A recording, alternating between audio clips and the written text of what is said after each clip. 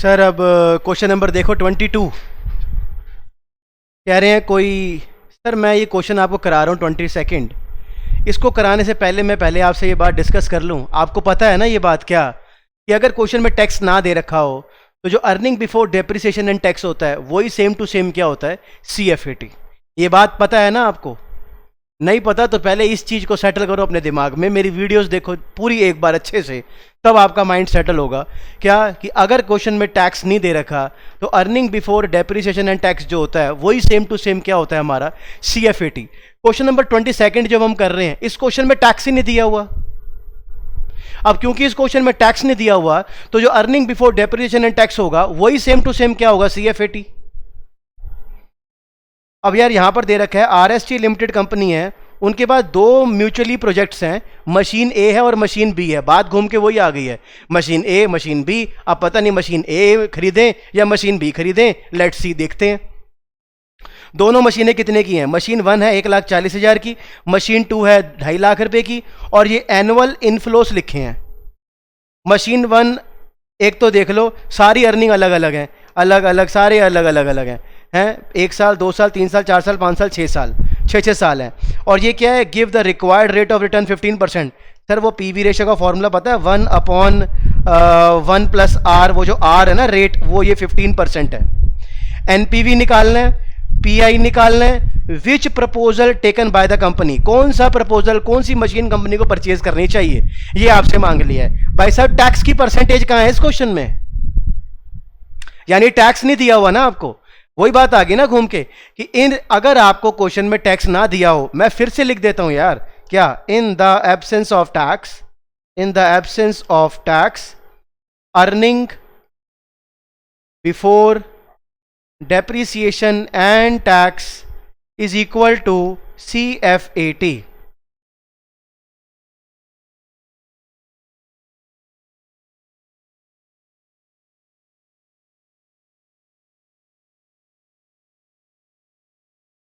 आओ क्वेश्चन देखें पहले तो। सर ऐसा है, एक है मशीन ए और एक है हमारे पास मशीन बी।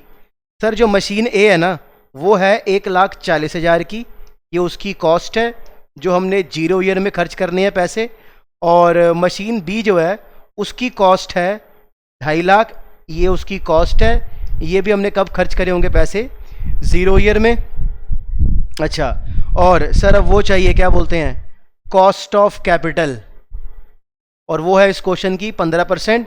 मैंने आपको बताया था कॉस्ट ऑफ कैपिटल को अपॉर्चुनिटी कॉस्ट भी बोलते हैं, डिस्काउंटिंग रेट भी बोलते हैं, रिक्वायर्ड रेट ऑफ रिटर्न भी बोलते हैं, कॉस्ट ऑफ कैपिटल भी बोलते हैं, ऐसे अलग अलग नाम आते हैं।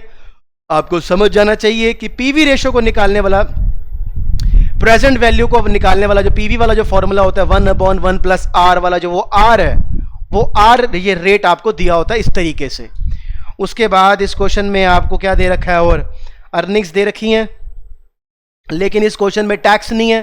तो आप मुझे बताओ, ये एक मिनट जरा मैं ये देखूं पहले। हाँ, ये स्टेटमेंट बनाते हो आप सारी, ये स्टेटमेंट बनाते हो सारी, इसमें लिखते हो स्टेटमेंट शोइंग CFAT को कैलकुलेट करते हो, क्योंकि डेप्रिसिएशन होता है, टैक्स होता है, डेप्रिसिएशन ऐड करना होता है, तब जाके CFAT आता है, सारा आता है। लेकिन आखिरी साल का CFAT बिल्कुल अलग होता है। लेकिन इस क्वेश्चन में तो टैक्स ही नहीं है, इस क्वेश्चन में तो टैक्स की परसेंटेज ही नहीं है। अब अगर टैक्स की परसेंटेज ही नहीं है तो आप वही डेप्रिसिएशन माइनस कर रहे हो, वही डेप्रिसिएशन ऐड कर रहे हो, तो कोई फायदा नुकसान है? ये इतनी बड़ी स्टेटमेंट बनाने की कोई ज़रूरत है, या वो जो आपको दे रखे हैं वो डायरेक्ट ही अब हमारे CFAT हैं? सर अब जो हमें दे रखे हैं ना वो डायरेक्ट हमारे CFAT हैं, हमें ये इतना बड़ा टेबल बनाने की ज़रूरत नहीं है। इस बात से अपना माइंड आप ये सेट करो ये, क्या कि सर अगर क्वेश्चन में मुझे टैक्स की परसेंटेज नहीं दे रखी तो मुझे ये जो टेबल है इतना बड़ा, ये वाला जो टेबल है, ये वाला जो स्टेटमेंट होती है CFAT की, ये बनाने की ज़रूरत नहीं है। हम डायरेक्ट क्या करेंगे, यहां से काम शुरू करेंगे, ये जो हमारे ईयर्स हैं।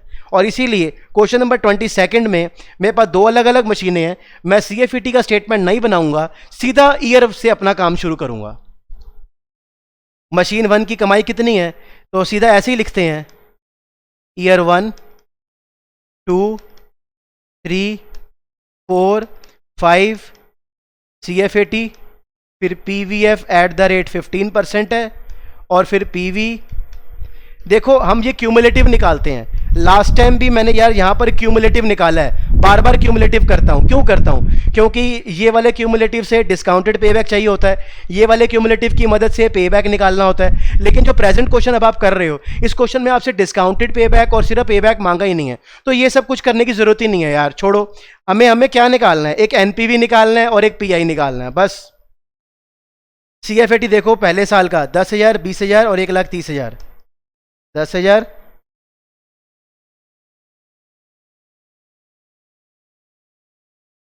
20,000, 1,30,000,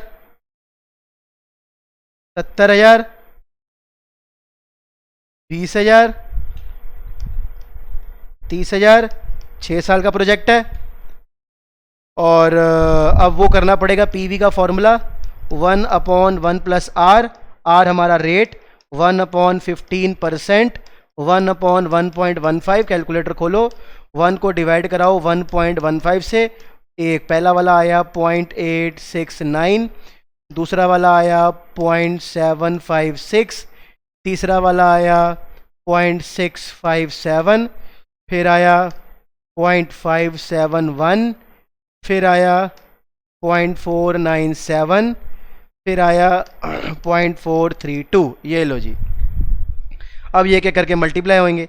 पहला 0.869 मल्टीप्लाई में 10,000, 8690। नेक्स्ट 20,000 को मल्टीप्लाई कराना है 0.756 से, लो जी 15,120। नेक्स्ट 1,30,000 को मल्टीप्लाई कराना है 0.756 से, लो जी 98280। नेक्स्ट 70,000 को मल्टीप्लाई कराना है 0.571 से, ये लो जी 39970। नेक्स्ट 20,000 को मल्टीप्लाई कराना है 0.497 से, ये 9940। नेक्स्ट 30,000 को मल्टीप्लाई कराना है लास्ट 0.432 से, 12,960। और अब इन सबको करना है प्लस। सबसे पहला वाला 8690 plus 15120 plus 98280 plus 39970 plus 9940 plus 12960। Sir सारा प्लस कर दिया 184,960। अब निकालना है, ये मैंने ना मशीन ए करी है सॉल्व, ये सारा मैंने सॉल्व करा है मशीन ए और मशीन ए। और अब मुझे निकालना है इसका net present value. Formula present value of all cash inflow minus present value of initial cash outflow. Sir present value of all cash inflow कितना आ गया? 184,960। और आउटफ्लो में कितना लगाया था हमने? 1,40,000।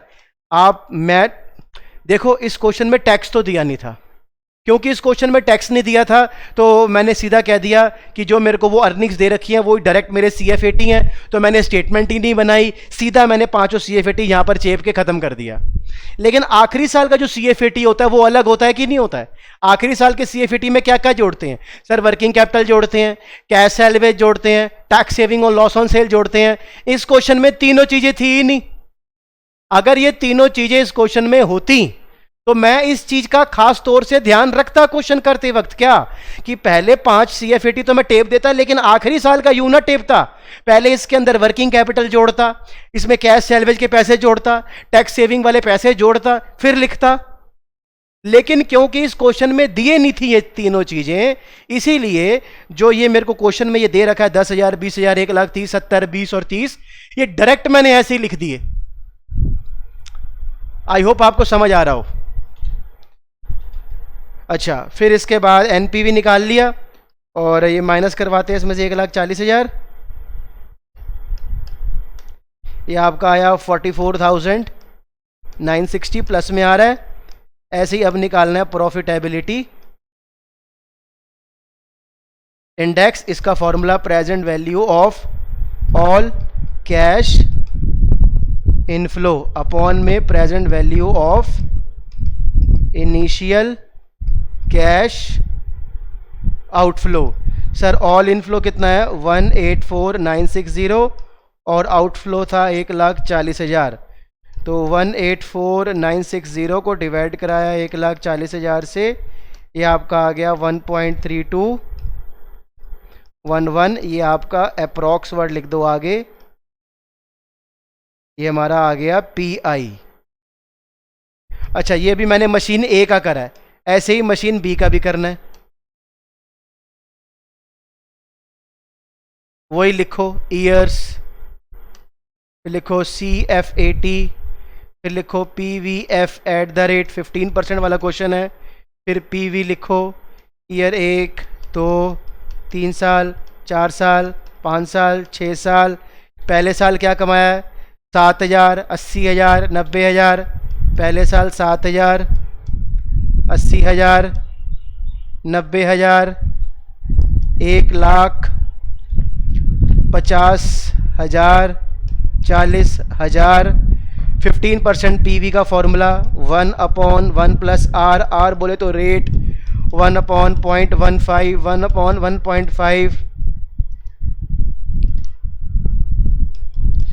कैलकुलेटर खोलो, 1 को डिवाइड कराओ 1.15 से, पहला वाला 0.869, दूसरा वाला 0.756, फिर इक्वल टू दबाओ 0.657, फिर एक और बार दबाओ 0.571, फिर एक और बार दबाओ 0.497, फिर एक और बार दबाओ 0.432।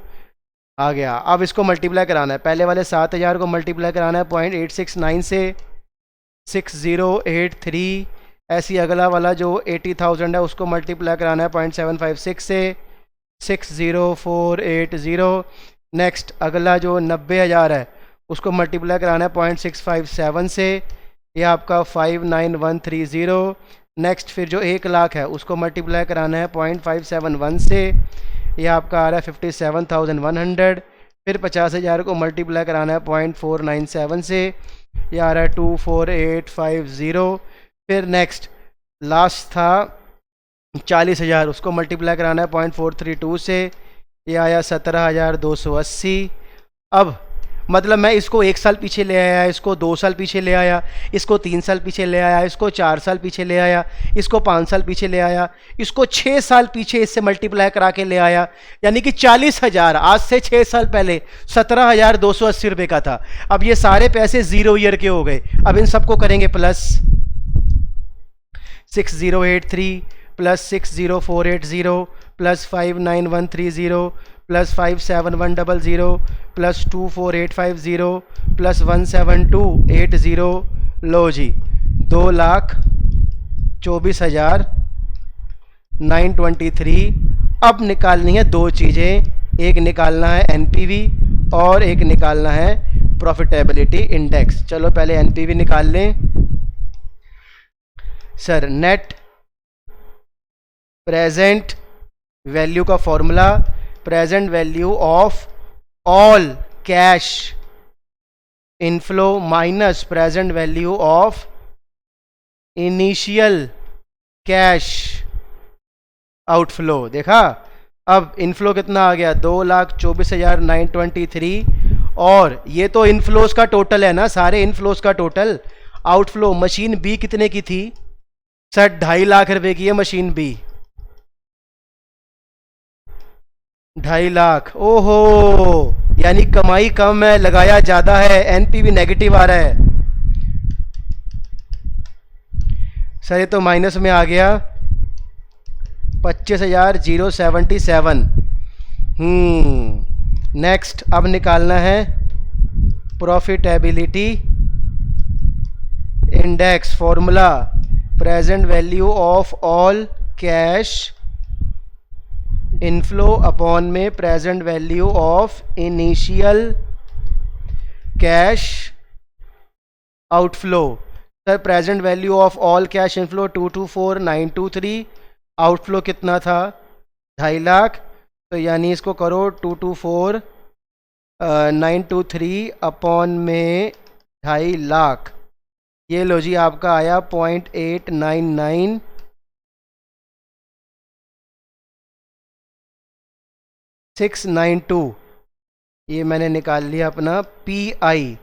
और ये सब ये मैंने मशीन बी का करा है। और अब यहाँ पर मशीन ए, मशीन बी, एक होता है ना कॉन्क्लूजन जब देना है लास्ट में, भाई जब सब हो गया तो कंक्लूजन भी तो दोगे ना। कंक्लूजन में लिखो एनपीवी और लिखो पीआई। एनपीवी में नेट प्रेजेंट वैल्यू मशीन ए का, अभी ये मैंने मशीन बी करा है, ये माइनस में आया है 25,077, ये माइनस में है। और इसका जो पी आई है 899692, ये है। अच्छा, मशीन ए का पी आई है 1.3211, 1.3211, और उसका एन पी वी कितना है 44,960, 44,960 प्लस में। अब आप देख लो, आपके सामने है, on the basis of NPV, on the basis of NPV, machine A is better, और on the basis of PI again machine A is better, क्योंकि प्रॉफिटेबिलिटी इंडेक्स इसका तो 1 से भी नीचे है। मतलब ये लोग उतना भी नहीं कमाते जितना लगाते हैं, इनका 1 से ज्यादा है, ये ज्यादा बेटर है। ये हमने करा था आंसर नंबर 22। ये सारे क्वेश्चन आप ट्राई करो ना। कोई डाउट आए, कुछ आए, प्लीज आप मेरे से पूछो, आई विल आंसर।